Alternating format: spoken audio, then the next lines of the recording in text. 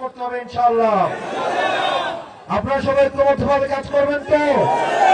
ঐক্যবদ্ধভাবে কাজ করবেন তো? আমি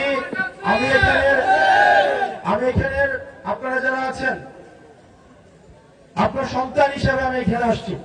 আমি জানি অনেকে এই ধানের শীষ বিএনপি রাজনীতির সাথে সম্পৃক্ত, অনেকে এখানে বিভিন্ন রাজনীতির সাথে সম্পৃক্ত, কিন্তু আমি আপনার সন্তান, আপনার ঘরের সন্তান।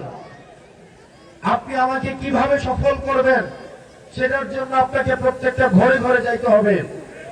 মনে রাখতে হবে, প্রার্থীর কাছে কিন্তু কোনো ভোট নাই, ভোট হচ্ছে জনগণের কাছে।